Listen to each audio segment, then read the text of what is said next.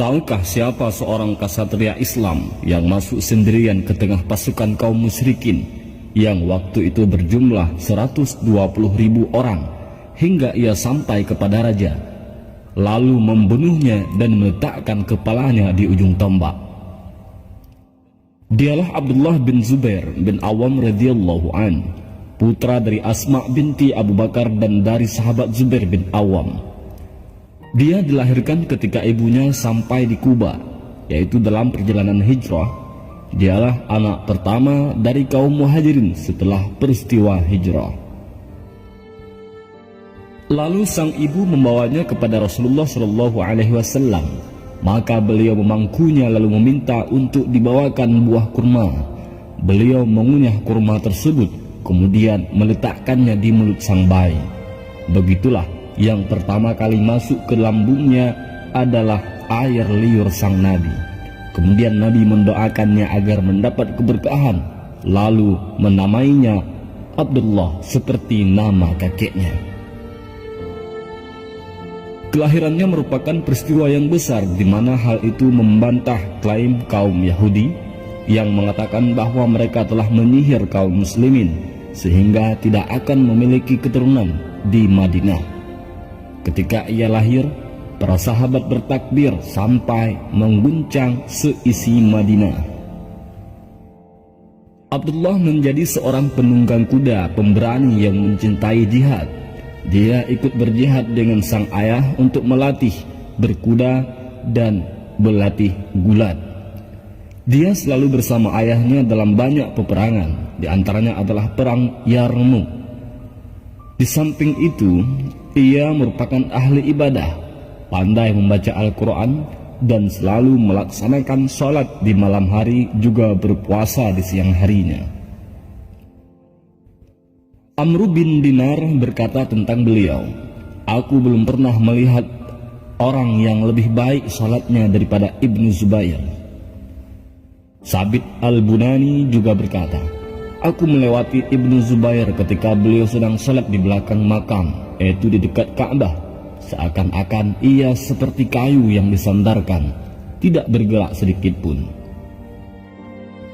Beliau juga merupakan salah seorang sahabat yang dipilih Utsman radhiyallahu an untuk menulis ulang mushaf Al-Quran.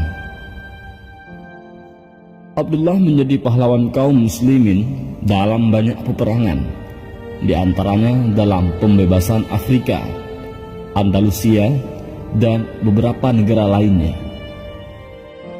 Dalam pembebasan Afrika, yaitu dalam peperangan Subaitillah, kaum muslimin dengan jumlah 20.000 orang berhadapan dengan musuh yang berjumlah kisaran 120.000 orang pasukan.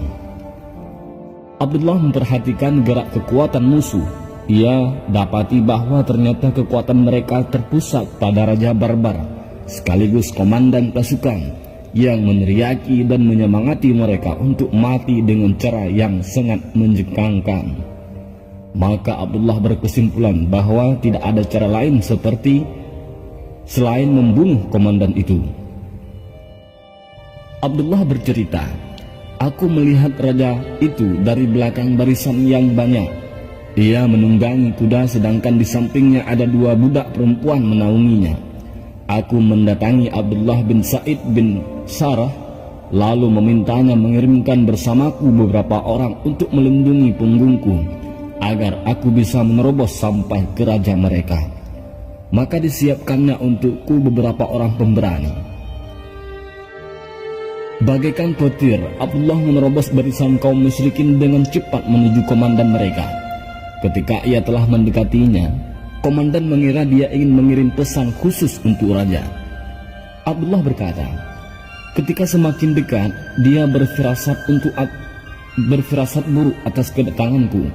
Ia kemudian lari dengan kudanya, tapi aku berhasil menyusulnya. Kutusuk dia dengan tombak, lalu kuhabisi dia dengan pedangku. Kemudian kuambil kepalanya dan kuletakkan di ujung tombakku. Lalu aku pun bertakbir.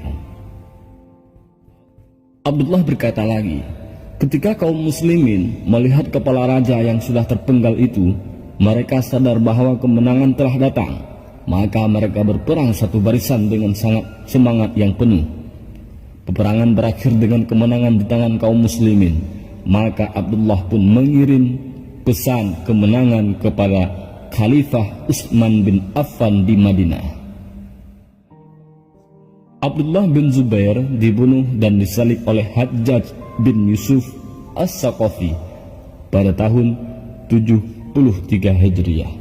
Demikianlah salah satu cerita dari kasatria yang sangat pemberani. Wallahu a'lam.